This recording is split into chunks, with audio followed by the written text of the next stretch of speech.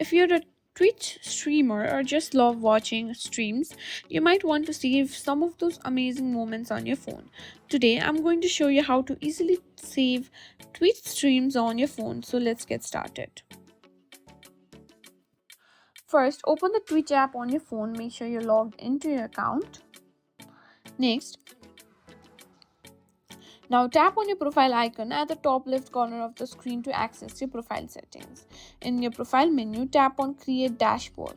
This is where you can manage your streams and settings.